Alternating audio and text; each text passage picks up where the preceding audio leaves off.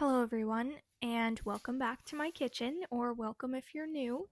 Today we are going to be working on making an apple pie. And not only any apple pie, an apple pie with a lattice crust. I'm super excited about this. For some reason, a lattice crust just seems that much more special. Don't ask me why, I'm not sure, but it does. So that's the plan for today. There was really two main reasons why I wanted to make an apple pie specifically for today. As you may know if you've watched any of my previous videos, my husband and I went apple picking not that long ago and got an abundance of apples, so we have been trying our best to get through those. And if you watched the video I just posted last week, I made a big batch of pie crust. So that one recipe actually made 6 pie crusts, and that means today we get to skip the step of actually making the pie crust and use 2 that we have previously made. So as you saw, I rolled out the first pie crust thin enough so that it can fit in the pan. Then I did the second pie crust, rolled it out similar to the first, and then used my handy dandy little pizza cutter to evenly cut strips for the lattice crust. Then I just went ahead and set that aside and then moved on to my apples. This year I am truly getting the most out of this apple peeler core slicer. I used it a few times last year, but nowhere near the amount I'm using it this year. As you can see here, I'm just putting an apple on and spinning it until it goes through the little mechanism that peels it, cores it, and slices it. Then I'm just going off to the side and then cutting that apple then into quarters, and it's perfectly in even slices, perfect for a pie. Something that has been my goal recently is to try my best to make the most out of every season. Personally, I am a lover of Christmas, but I truly do want to just live in the moment and make the most out of every single season. I do just want to encourage everyone, try and slow down and make the most out of the season you are currently in. So now going ahead and just moving on to the apple pie filling, I'm just finishing up cutting my apples here and then going to add some cinnamon, clove, some pumpkin spice, and we're just going to go ahead and give that a mix.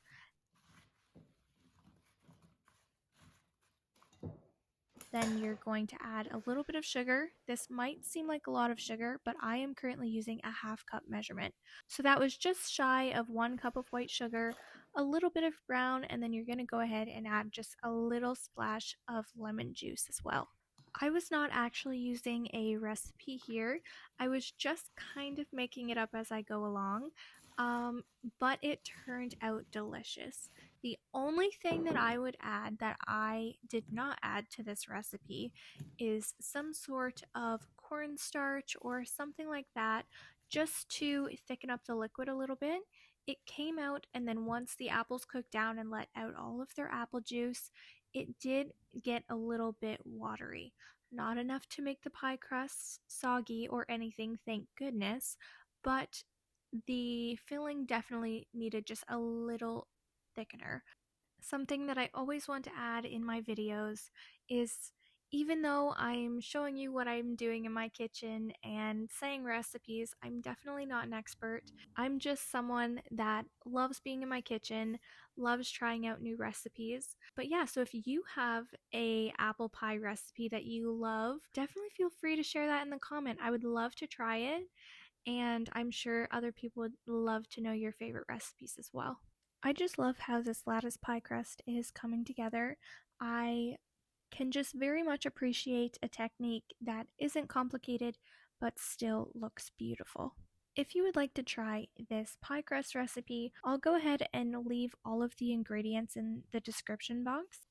On the topic of trying to make the most out of every season, I would absolutely love to hear any ideas you guys might have about a fall bucket list or just any season bucket list. Is this something you guys do? Is it something that it's kind of like a mental list that you want to check off, or do you just not do it? I think it would be super fun and just encouraging to write something down and try and get as many things done off of the list as you could. My husband and I, we kind of did something similar to that this summer. I absolutely love U-Picks and things like that. So we truly went in and I think we picked every berry possible and we went multiple times and it was just so much fun. It made summer feel that much more like summer. But yeah, so if you guys have any ideas for fall things or even winter things that you would like to do, I'd love to hear about it and see if there's anything that I should add to our list. You're going to see me fidget around with this pie crust a little more than I would have originally hoped.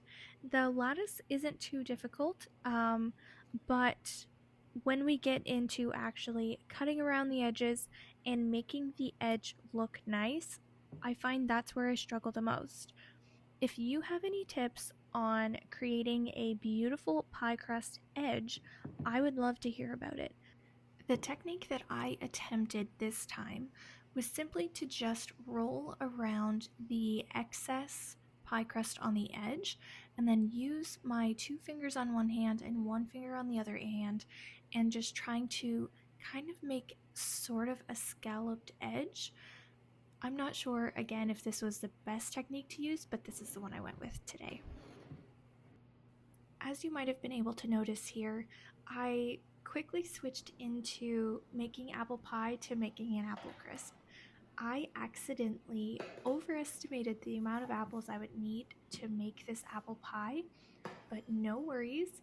We actually were planning on delivering a few things to some of our friends, so it worked out perfect that I could make an apple pie and then with the remainder filling could make an apple crisp just by mixing up those few ingredients.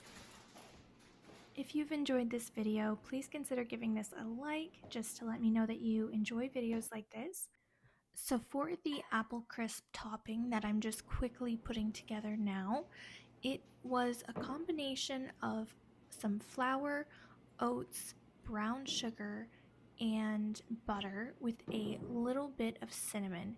And we're just going to mix that all together until it becomes a beautiful crumble, and then you just simply pour that mixture on top of the apples and bake until the bottom is nice and bubbly and the top is crisp.